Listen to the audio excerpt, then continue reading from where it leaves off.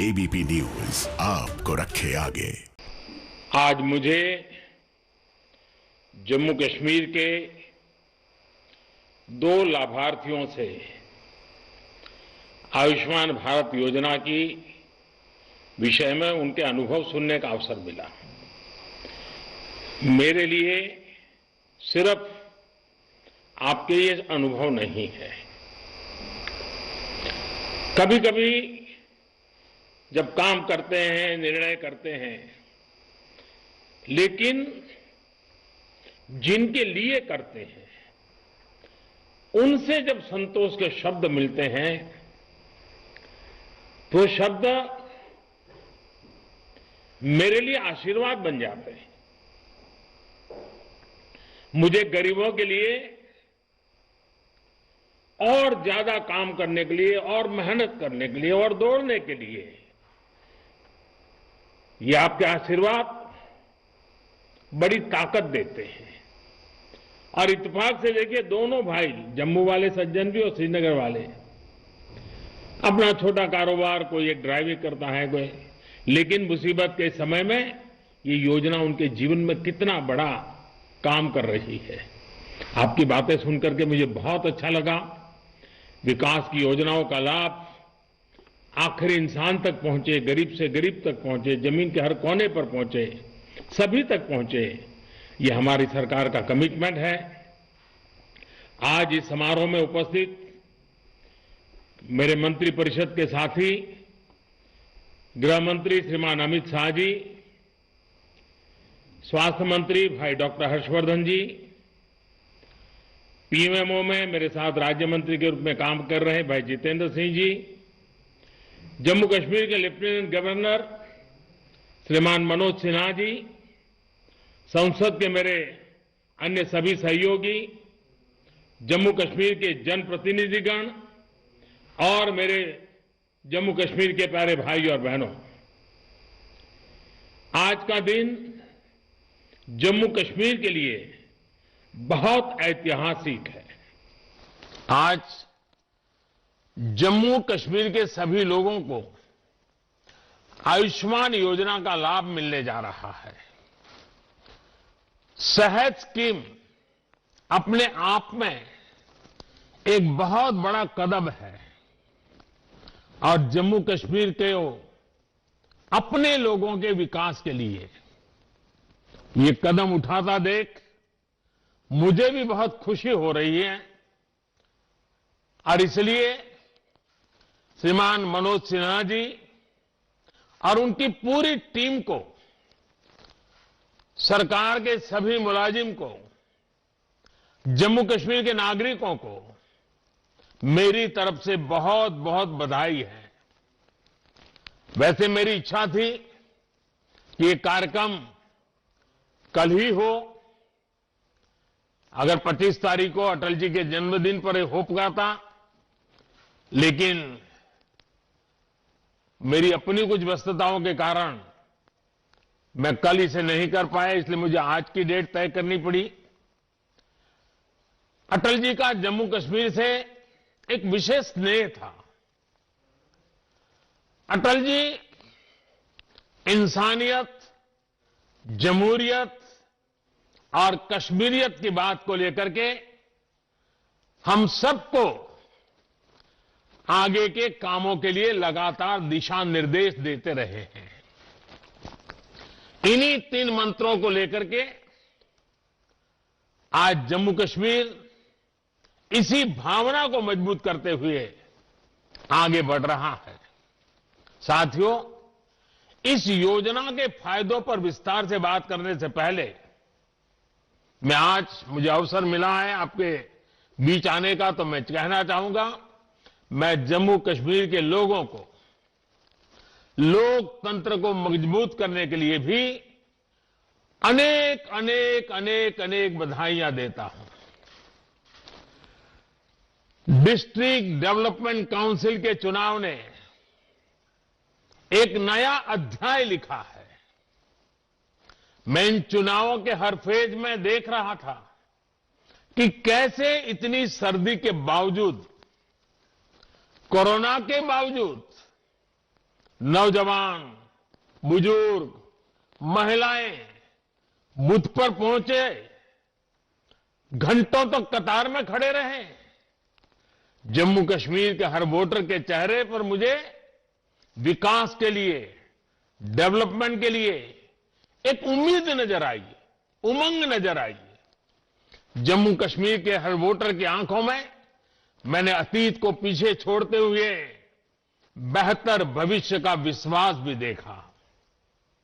साथियों, इन चुनावों में जम्मू कश्मीर के लोगों ने लोकतंत्र की जड़ों को और मजबूत करने का काम किया है। और मैं ये भी कहना चाहूंगा कि जम्मू कश्मीर का प्रशासन, सुरक्षा बल, जिस प्रकार से उन्होंने इस चुनाव का संचालन किया और सभी दलों की तरफ से ये चुनाव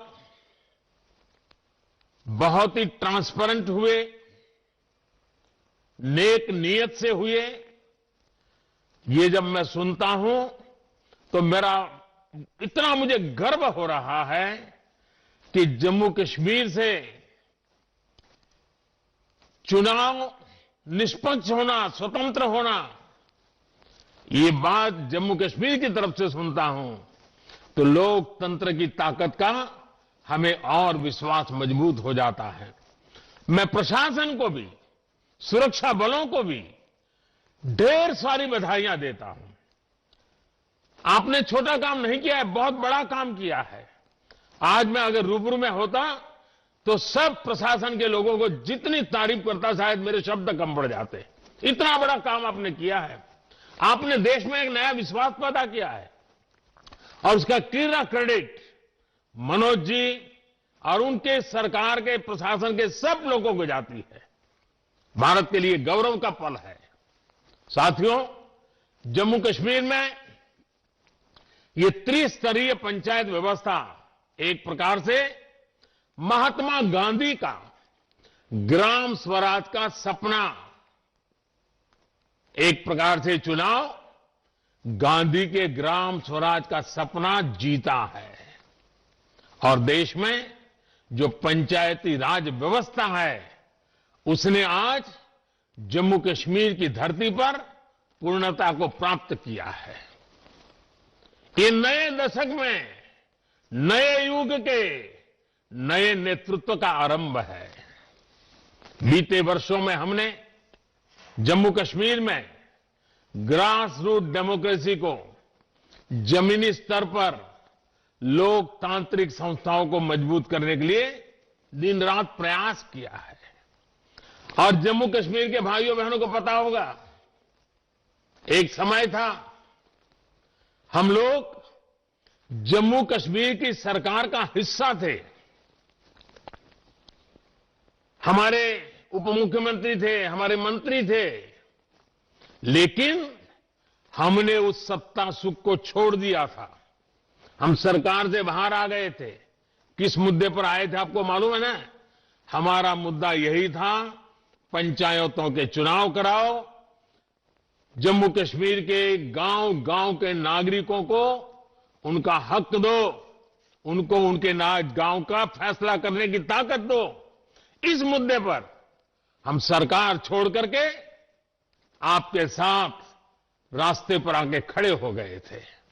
और आज मुझे खुशी है कि ब्लॉक स्तर पर, पंचायत स्तर पर या फिर जिला स्तर पर आपने जिन लोगों को चुना है उनमें से ज्यादातर आपके बीच ही रहती हैं। वो आपके बीच से ही निकलकर चुनाव जीते हैं। उन्होंने भी वो ही परेशानियां उठाई हैं जो आपने उठाई है। उनके सुख दुख, उनके सपने, उनकी उम्मीदें भी आपके सुख दुख, आपके सपनों और उम्मीदों से पूरी तरह मेल खाते हैं।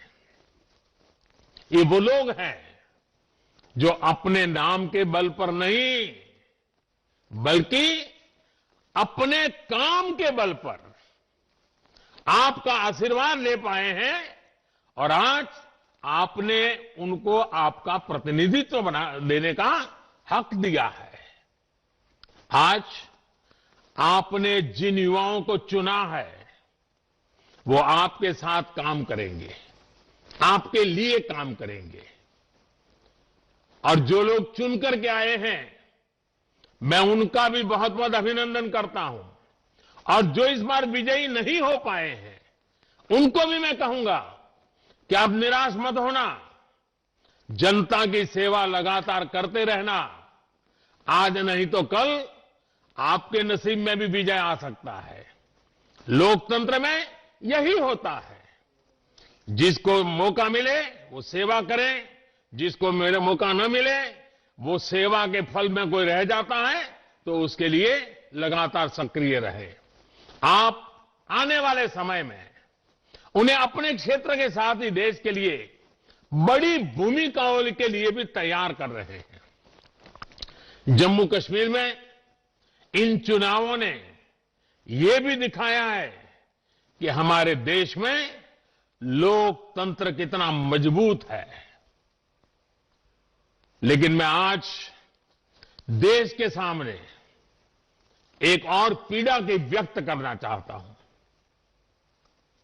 जम्मू कश्मीर ने तो यूटी बनने के 1 साल के भीतर भीतर त्रिस्तरीय पंचायती राज व्यवस्था के चुनाव करवा दिए, शांतिपूर्ण करवा दिए और लोगों को उनका हक दे दिया। अब यही चुने हुए लोग जम्मू कश्मीर के अपने गांवों का, अपने जिले का, अपने ब्लॉक का भविष्य तय करेंगे। लेकिन दिल्ली में कुछ लोग सुबह शाम आए दिन मोदी को कोसते रहते हैं, टोकते रहते हैं, अपशब्दों का प्रयोग कहते हैं और आए दिन मुझे लोकतंत्र सिखाने के लिए रोज नए नए पाठ बताते रहते हैं। मैं उन लोगों को जरा आज आईना दिखाना चाहता हूं। ये जम्मू कश्मीर देखिए, यूटी बनने के इतने कम समय में उन्होंने त्रिस्तरीय पंचायती राज व्यवस्था को स्वीकार करके काम आगे बढ़ाया। लेकिन दूसरी ओर विडंबना देखिए, पुडुचेरी में सुप्रीम कोर्ट के आदेश के बावजूद पंचायत और म्युनिसिपल इलेक्शन नहीं हो रहे हैं। और जो मुझे यहां रोज लोकतंत्र के पाठ पढ़ाते हैं ना, उनकी पार्टी वहां राज कर रही है। आप हैरान होंगे, सुप्रीम कोर्ट ने 2018 में यह आदेश दिया था, लेकिन वहां जो सरकार है जिसका लोकतंत्र पे जरती पर भरोसा नहीं है, इस मामले को लगातार टाल रही है। साथियों, पुडुचेरी में दशकों के इंतजार के बाद साल 2006 में लोकल बॉडी पॉल्स चुनाव हुए थे।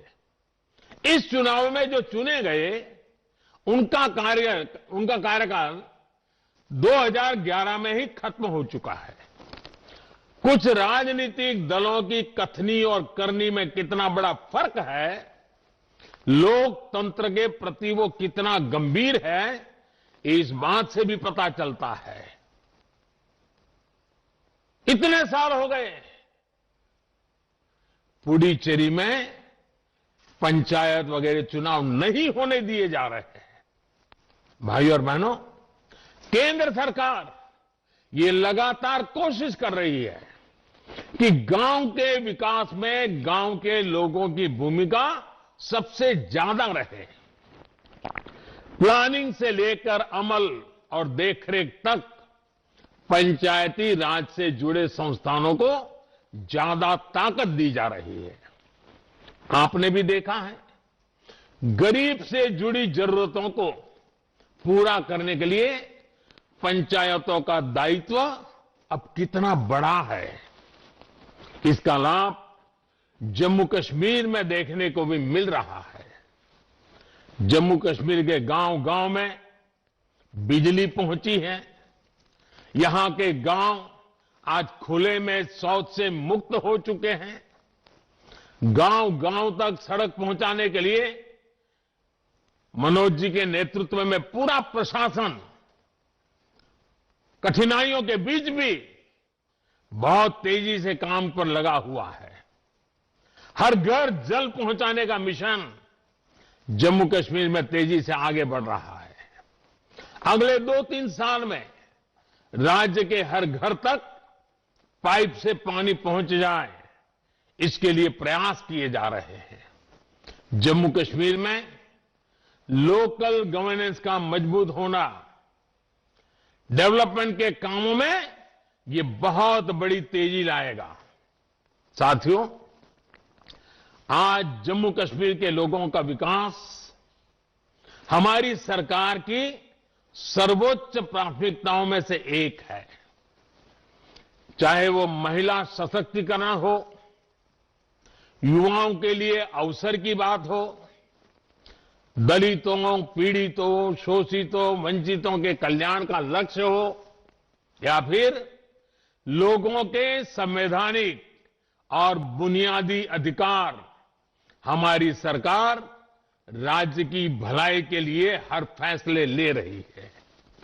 आज पंचायती राज जैसी लोकतांत्रिक संस्थाएं उम्मीद के इसी सकारात्मक संदेश को बढ़ा रही है। आज हम लोगों को ये विश्वास दिलाने में सफल हुए हैं कि परिवर्तन संभव है और ये परिवर्तन उनके चुने हुए पसंदीदा प्रतिनिधि ला सकते हैं। जमीनी स्तर पर लोकतंत्र लाकर हम लोगों की आकांक्षाओं को अवसर दे रहे हैं।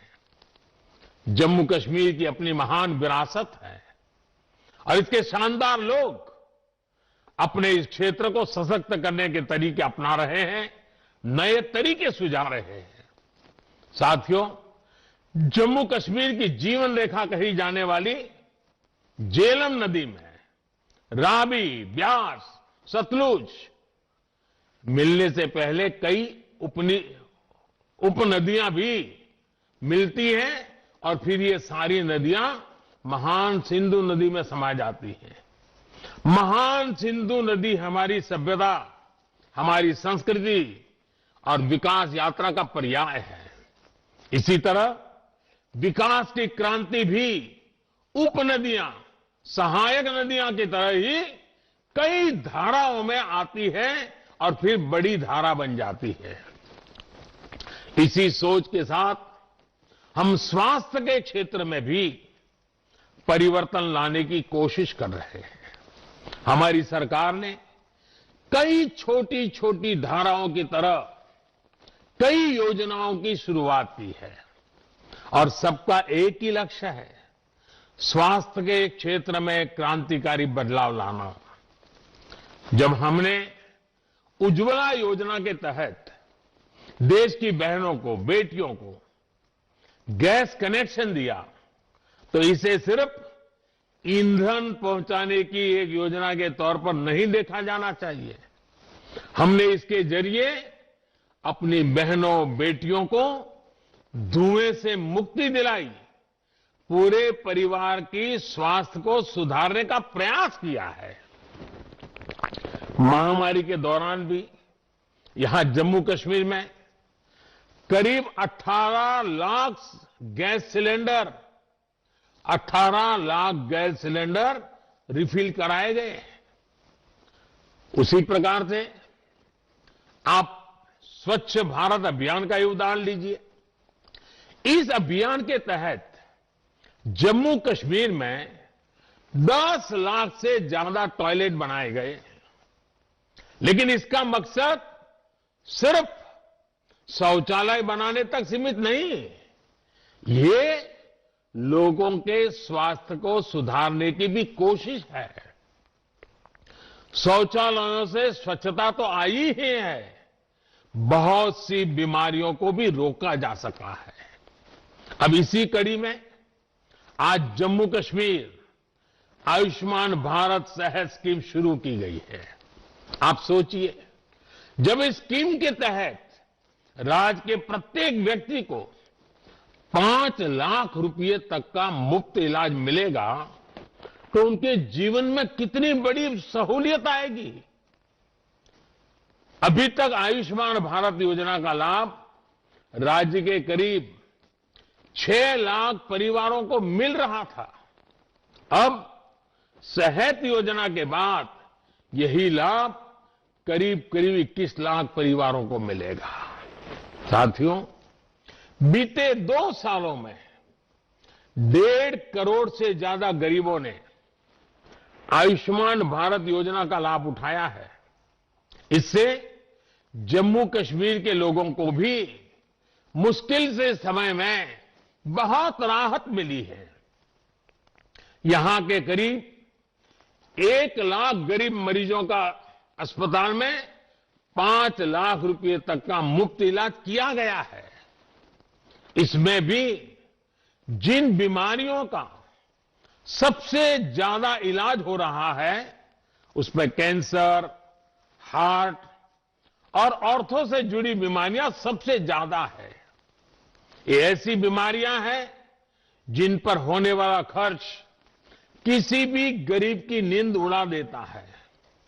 और हमने तो देखा है कि कोई गरीब परिवार मेहनत करके थोड़ा ऊपर आए और मध्यम वर्ग की ओर आगे बढ़े, और अगर परिवार में कोई एक बीमारी आ जाए तो फिर वो गरीबी के चक्कर में वापस फंस जाता है। भाइयों बहनों, जम्मू कश्मीर की वादियों में हवा इतनी शुद्ध है, प्रदूषण इतना कम है कि स्वाभाविक रूप से हर कोई चाहता है, और मैं तो जरूर चाहूंगा कि आप हमेशा स्वस्थ रहें। हां, अब मुझे ये तसल्ली है कि बीमारी की स्थिति में आयुष्मान भारत सेहत स्कीम आपकी एक साथी बनकर मौजूद रहेगी। साथियों, इस स्कीम का एक और लाभ होगा जिसका जिक्र बार बार किया जाना जरूरी है। आपका इलाज सिर्फ जम्मू कश्मीर के सरकारी और प्राइवेट अस्पतालों तक सीमित नहीं रहेगा, बल्कि देश में इस योजना के तहत जो हजारों अस्पताल जुड़े हैं वहां भी ये सुविधा आपको मिल पाएगी। आप मान लीजिए मुंबई गए हैं और अचानक जरूरत पड़ी तो ये कार्ड मुंबई में भी आपके काम आएगा। आप चेन्नई गए तो वहां भी काम आएगा, वहां के अस्पताल भी मुफ्त में आपकी सेवा करेगी। आप कोलकाता गए हैं तो वहां मुश्किल होगा, क्योंकि वहां की सरकार आयुष्मान योजना से नहीं जुड़ी है। कुछ लोग होते हैं, क्या करें। देश भर में ऐसे 24,000 से ज्यादा अस्पताल इस वक्त है जहां सेहत स्कीम के तहत आप इलाज करा पाएंगे। कोई बंदिश नहीं, कोई रोक टोक नहीं, किसी को कमीशन नहीं, कट का तो नामो निशान नहीं, कोई सिफारिश नहीं, कोई भ्रष्टाचार नहीं। सेहत स्कीम का कार्ड दिखाकर आपको हर जगह इलाज की सुविधा मिल जाएगी। साथियों, जम्मू कश्मीर अब देश के विकास के साथ कंधे से कंधा मिलाकर चल पड़ा है। कोरोना को लेकर भी जिस तरह राज्य में काम हुआ है वो प्रशंसनीय है। मुझे बताया गया है कि 3,000 से ज्यादा डॉक्टर, 14,000 से ज्यादा पैरामेडिकल स्टाफ, आशा कार्यकर्ता दिन रात जुटे रहे और अब भी जुटे हुए हैं। आपने बहुत ही कम समय में राज्य के अस्पतालों को कोरोना से लड़ने के लिए भी तैयार किया। ऐसे ही इंतजाम के कारण कोरोना के ज्यादा से ज्यादा मरीजों को बचाने में हम कामयाब रहे हैं। भाई और बहनों, जम्मू कश्मीर में हेल्थ सेक्टर पर आज जितना ध्यान दिया जा रहा है उतना पहले कभी नहीं दिया गया। आयुष्मान भारत योजना के तहत राज्य में 1100 से ज्यादा हेल्थ एंड वेलनेस सेंटर बनाने का लक्ष्य है। इसमें से 800 से ज्यादा पर काम पूरा हो चुका है। जन औषधि केंद्रों पर बहुत ही कम दामों में मिल रही दवाइयां और मुफ्त डायलिसिस की सुविधा ने भी हजारों लोगों को लाभ पहुंचाया है। जम्मू और श्रीनगर डिवीजन में दोनों जगह 2 कैंसर इंस्टीट्यूट भी बनाए जा रहे हैं। 2 एम्स का काम भी तेजी से चल रहा है। नौजवानों को मेडिकल और पैरामेडिकल एजुकेशन के लिए जम्मू कश्मीर में ही ज्यादा से ज्यादा मौके मिले, इसके लिए भी काम हो रहा है। जम्मू कश्मीर में 7 नए मेडिकल कॉलेज को मंजूरी मिल चुकी है। इसमें एमबीबीएस की सीटें 2 गुनी से भी ज्यादा होने वाली है। इसके अलावा जिन 15 नए नर्सिंग कॉलेज को मंजूरी दी गई है, उनसे युवाओं के लिए नए अवसर बनेंगे।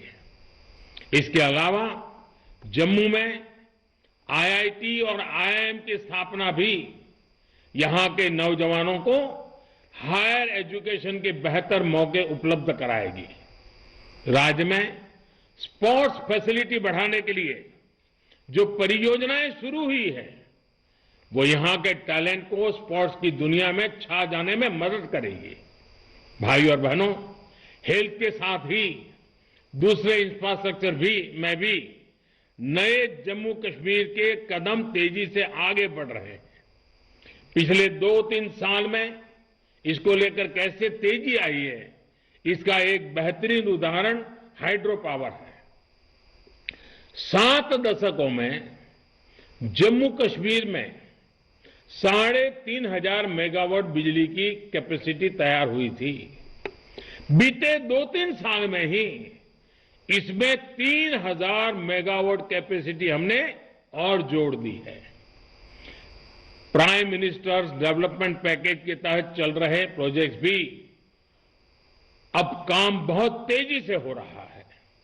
खास तौर पर कनेक्टिविटी से जुड़े प्रोजेक्ट से राज्य की तस्वीर और तकदीर दोनों बदलने वाली है।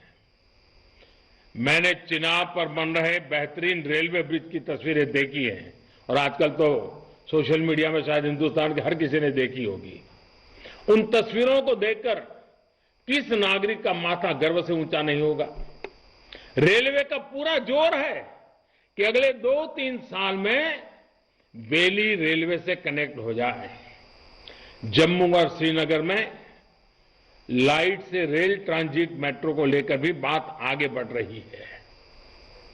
बनिहाल टनल को भी अगले साल तक पूरा करने की कोशिश की जा रही है।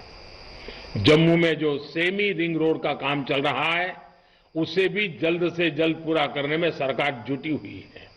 साथियों, कनेक्टिविटी जब बेहतर होती है तो इससे टूरिज्म और इंडस्ट्री दोनों को बल मिलता है। टूरिज्म जम्मू की भी ताकत रहा है और कश्मीर की भी ताकत रहा है। कनेक्टिविटी की जिन योजनाओं पर सरकार काम कर रही है, उसमें जम्मू को भी लाभ होगा और कश्मीर को भी लाभ होगा। कालीन से लेकर केसर तक, सेब से लेकर बासमती तक, एप्पल से लेकर के बासमती तक, जम्मू कश्मीर में क्या नहीं है। कोरोना की वजह से हुए लॉकडाउन के दौरान भी सरकार ने इस बात का ध्यान रखा कि यहां के एप्पल किसानों को दिक्कत कम से कम हो, बाजार में सही तरीके से समय पर माल पहुंचे। हमारी सरकार ने कुछ महीने पहले निर्णय भी लिया कि एप्पल की खरीद के लिए मार्केट इंटरवेंशन स्कीम को पिछले साल की तरह ही इस साल भी लागू रखा जाएगा। इसके तहत सरकार द्वारा एप्पल की खरीद नाफेड के माध्यम से और सीधे किसानों से की जा रही है। जो एप्पल खरीदा जा रहा है, उसका भुगतान भी डायरेक्ट बेनिफिट ट्रांसफर के जरिए सीधे किसानों के बैंक खातों में किया जा रहा है। इस स्कीम के तहत 12 लाख मैट्रिक टन एप्पल खरीदा जा सका है और ये जम्मू कश्मीर के किसानों को एक प्रकार से बहुत बड़ी सुविधा हुई है। हमारी सरकार ने नाफेड को इस बात के लिए भी स्वीकृति दी है कि वो 2500 करोड़ रुपए की सरकारी गारंटी का उपयोग कर सके।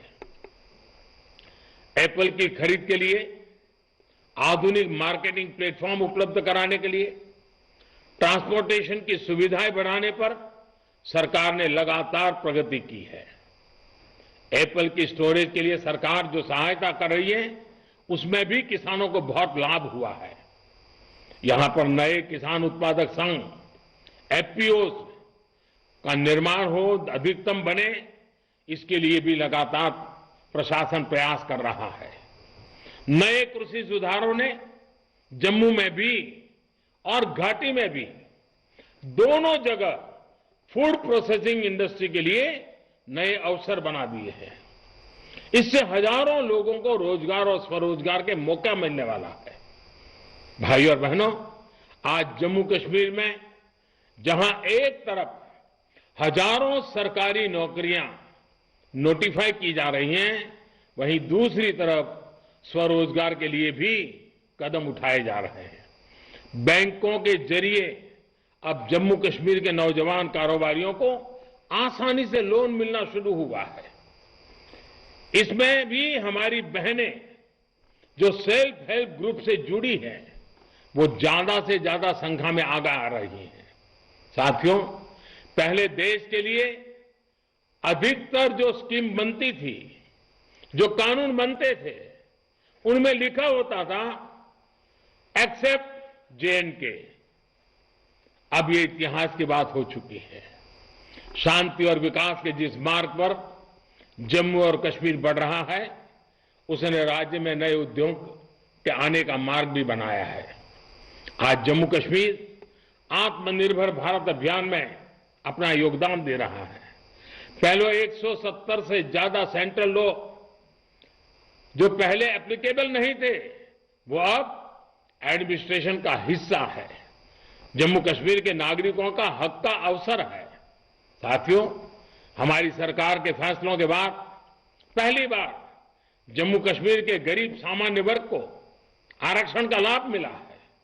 पहली बार पहाड़ी लोगों को आरक्षण का लाभ मिला है। अंतर्राष्ट्रीय सीमा पर रहने वालों को भी 4% आरक्षण का लाभ हमारी सरकार ने दिया है। फॉरेस्ट एक्ट लागू होने से भी लोगों को नए अधिकार मिले हैं। इसे गुजर, बकरवाल, अनुसूचित जनजातियां और पारंपरिक रूप से जंगलों के आसपास रहने वालों को जंगल की जमीन के इस्तेमाल का कानूनी अधिकार मिला है। अब किसी के साथ भी भेदभाव की गुंजाइश नहीं है। जम्मू कश्मीर में दशकों से रह रहे साथियों को डोमिसाइल सर्टिफिकेट भी दिए जा रहे हैं। यही तो है सबका साथ, सबका विकास, सबका विश्वास। साथियों, सीमा पर होने वाली शेलिंग हमेशा से चिंता का विषय रही है। शेलिंग की समस्या के समाधान के लिए बॉर्डर पर बंकर बनाने का काम तेज गति से किया जा रहा है। सांबा, पूंछ, जम्मू, कठुआ और राजौरी जैसे संवेदनशील जगहों पर बड़ी तादाद में न सिर्फ बंकर बनाए गए हैं, बल्कि नागरिकों के सुरक्षा के लिए सेना और सुरक्षा बलों को भी खुली छूट दी गई है। साथियों, हमारे देश में जिन लोगों ने दशकों तक शासन किया, उनकी एक बहुत बड़ी भूल ये भी रही है कि उन्होंने देश के सीमावर्ती यानी सीमा के पास के इलाकों के विकास को पूरी तरह नजरअंदाज किया। उनकी सरकारों की इस मानसिकता के ने जम्मू कश्मीर को या नॉर्थ ईस्ट हो, इन क्षेत्रों को पिछड़ेपन में रहने के लिए मजबूर कर दिया। जीवन की बुनियादी जरूरतें, एक सम्मानजनक जीवन की जरूरत है, विकास की जरूरत है, यहां के सामान्य मानवीय तक उतनी पहुंची ही नहीं जितनी पहुंचनी चाहिए थी। ऐसी मानसिकता कभी भी देश का संतुलित विकास नहीं कर सकती। ऐसी नकारात्मक सोच की हमारे देश में कोई जगह नहीं, न सीमा के पास न सीमा से दूर। हमारी सरकार की प्रतिबद्धता है कि देश का कोई भी क्षेत्र विकास की धारा में अब और वंचित नहीं रहेगा। ऐसे क्षेत्रों में लोगों का बेहतर जीवन भारत की एकता और अखंडता की भी मजबूती देगा। साथियों, देश के हर क्षेत्र का विकास हो, जम्मू का विकास हो, कश्मीर का विकास हो, हमें निरंतर इसके लिए काम करना है। एक बार फिर मैं श्रीमान मनोज सिन्हा जी को और उनकी टीम को आज जरूर बधाई देना चाहूंगा। जब मैं अभी मनोज जी को भाषण सुन रहा था, कितने काम उन्होंने गिनाए और जम्मू कश्मीर के लोगों के बीच में खड़े रह करके गिनाए। जिस तेजी से काम हो रहे हैं, पूरे देश के अंदर एक नया विश्वास, नई आशा पैदा करेंगे।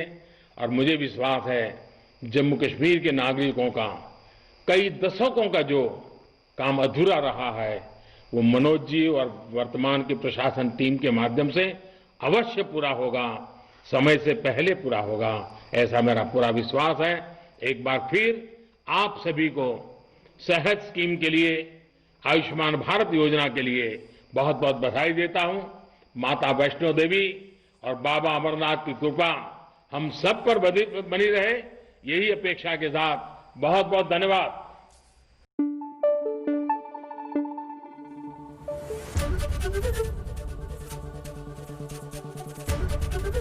एबीपी न्यूज आपको रखे आगे।